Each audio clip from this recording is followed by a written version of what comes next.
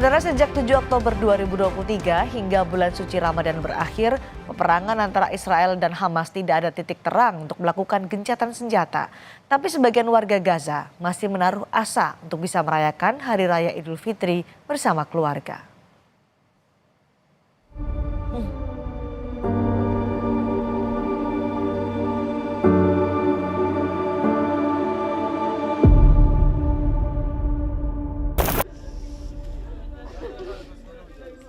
Nestapa, Palestina. Di penghujung Ramadan, kondisi di Gaza jauh dari kehangatan dan sukacita. Warga Palestina bertahan di tengah kelaparan dan perang yang bisa setiap saat mengancam nyawa. 33.000 orang dilaporkan tewas. Lebih dari 75.000 orang lainnya terluka akibat serangan Israel. Di tengah berkecamuknya peperangan, warga Gaza masih menaruh asa untuk merayakan hari kemenangan bersama sanak saudara. Sebagian kecil warga Gaza berkumpul, membuat sajian dan bercengkrama untuk menyambut Hari Raya Idul Fitri. كانوا الأطفال الصبح يصحوا يفرحوا إنه في بدهم ياكلوا فسيخ، يلفوا مع أبوهم مع أعمامهم على القرايب على صلة الرحم. اليوم ما في صلة رحم، كانوا يروحوا الظهر بدهم ياكلوا دجاج، ياكلوا لحمة، يشتروا شاورما. اليوم ما راح يلفوا على أي مكان، راح يفتقدوا كل مباهج العيد، حتى حبة شوكولاتة واحدة ما راح يقدروا ياكلوها. Sementara, menyusul penarikan mundur pasukan Israel sebelum Hari Raya Idul Fitri besok, sebagian warga Khan Yunis mencoba kembali ke rumah untuk mencari barang berharga dari reruntuhan puing-puing.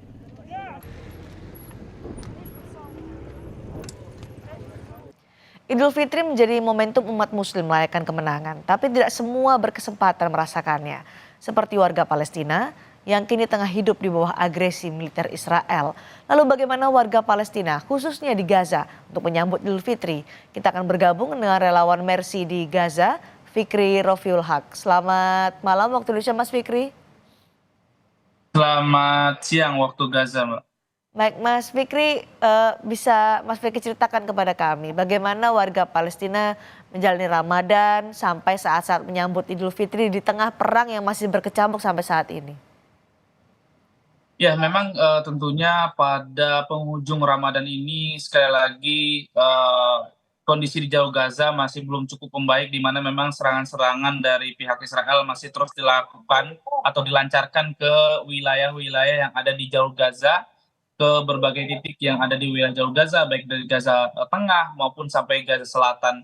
Dan pada bulan Ramadan ini tentunya sangat berbeda dengan pada bulan Ramadan tahun lalu, di mana saat ini memang di Jalur Gaza saya mendapatkan informasi bahwa mereka akan melaksanakan sholat Idul Fitri pada besok hari, pada hari Rabu tanggal 10 April 2024. Namun sampai saat ini kita juga belum mengetahui di manakah kita akan sholat, karena kita tahu bahwa masjid-masjid sudah banyak yang dihancurkan dan lapangan-lapangan pun sudah menjadi medan pertempuran antara pejuang Palestina dan juga pihak militer Israel. Dan kondisi di Jalur Gaza, mereka melaksanakan bulan Ramadan ini dengan keterbatasan stok makanan mereka, keterbatasan air bersih, dan juga keterbatasan mereka untuk mencari tempat berlindung, karena kita tahu bahwa di Jalur Gaza bagian selatan ini ada 1,5 juta warga yang mengungsi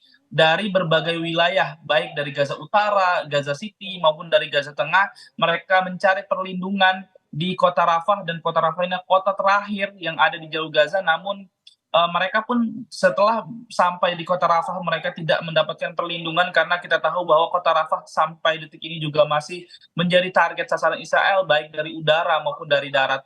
Sehingga pada bulan Ramadan ini mereka tentunya melaksanakan ibadah puasa dengan keterbatasan, tidak ada sholat berjamaah yang dilakukan di masjid. Mungkin hanya di beberapa masjid saja yang masih utuh yang bisa mereka melaksanakan sholat tarawih, ataupun mereka melaksanakan ibadah sholat lainnya pada sholat Jumat ataupun sholat tarawih. Namun saat ini kondisinya sekali lagi masih belum cukup berbeda. Mereka menyambut Idul Fitri ini dengan kesedihan, banyak anggota keluarga mereka yang sudah meninggal, dan juga banyak rumah-rumah mereka yang sudah hancur sehingga mereka tidak bisa kembali dan mereka terpaksa harus tinggal di tenda-tenda pengungsian seperti itu. Karena sekarang kan masih dibayangi oleh kelaparan. Apakah bantuan juga masih belum bisa masuk ke sana, Mas Fikri? Ya, sejauh ini informasi memang kalau dari intensitas serangan Israel memang cukup menurun pada bulan Ramadan ini. Namun sekali lagi seperti yang saya sampaikan bahwa serangan masih tetap ada walaupun saat ini cukup menurun dan korban jiwa terus bertambahan, dan untuk bantuan-bantuan sendiri kalau yang saya pantau cukup meningkat, di mana sebelumnya hanya 50 sampai 100 truk saja yang bisa melintas dari perbatasan Rafah antara Mesir dan juga Jalur Gaza. Namun untuk saat ini informasi yang saya dapatkan ada 300 per harinya, hampir setiap harinya bisa masuk ke Jalur Gaza. Namun sekali lagi bantuan-bantuan ini juga masih belum cukup untuk menangani krisis-krisis yang ada di Jalur Gaza, karena ada 2,5 juta penduduk yang ada di Jalur Gaza saat ini kelaparan, mereka tidak memiliki tempat tinggal, mereka sulit mencari air bersih, dan PBB pun mengatakan bahwa bantuan-bantuan ini memerlukan 500 sampai 1.000 truk untuk mengatasi krisis-krisis yang ada di Jalur Gaza. Dan juga bukan hanya bantuan-bantuan melalui darat, tapi juga ada bantuan-bantuan melalui udara. Namun sekali lagi yang saya pantau yang ada di Jalur Gaza, bantuan-bantuan udara ini memang banyak yang melesat atau salah target sasaran, banyak yang terjun di laut sehingga menyebabkan meninggal atau kematian yang oleh warga Palestina sendiri ketika mereka mengambil bantuan-bantuan tersebut, baik mereka berenang untuk mengambil bantuan-bantuan yang terjun di laut, ataupun mereka banyak yang tertimpa bantuan-bantuan tersebut akibat gagalnya parasut yang diturunkan oleh bantuan-bantuan tersebut. Sehingga kita berharap semoga semua pihak bisa memaksimalkan bantuan-bantuan ini melalui darat, karena ini adalah yang paling efisien, sehingga bantuan-bantuan ini bisa membuka perbatasan Rafah dengan setiap hari dan bisa memaksimalkan truk-truk bantuan ini masuk, karena kita tahu truk-truk bantuan yang ada di luar Jalur Gaza, yang ada di Rafah Mesir itu masih ada ribuan untuk mengantri untuk mendapatkan izin untuk masuk ke Jalur Gaza. Mas Fikri mungkin bisa diceritakan juga kepada kami, tadi di informasi sebelum kita berbincang ada optimisme warga Gaza meskipun saat ini situasi sangat sulit, tapi ada sukacita yang ditunjukkan oleh warga Gaza menyambut Idul Fitri. Mereka menyiapkan makanan-makanan kecil untuk disantap bersama keluarga meskipun berada di tenda pengungsian. Mungkin bisa diceritakan optimisme mereka seperti apa sih, Mas Fikri, menyambut Idul Fitri? Ya, mereka sejak awal pada bulan Ramadan ini sangat-sangat menyambut ya hadirnya bulan Ramadan ini, dengan kita lihat bahwa mereka masih terus melangsungkan sholat tarawih secara berjamaah, baik di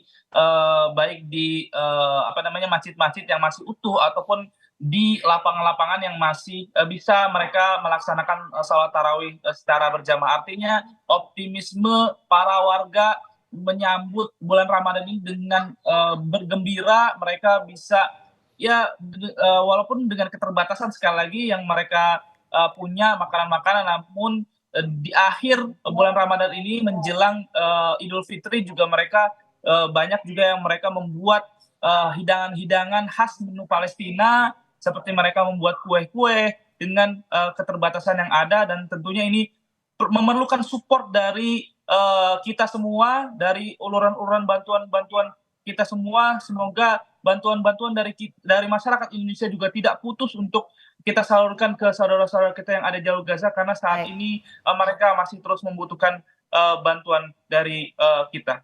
Terima kasih sekali Mas Fikri sudah berbagi informasi bersama kami di Sapa Indonesia Malam. Sekali lagi kami juga mengucapkan kepada Mas Fikri selamat Idul Fitri. Mudah-mudahan selalu aman di Gaza, selalu dalam lindungan Allah Subhanahu wa taala. Terima kasih Mas Fikri. Selamat malam waktu Indonesia.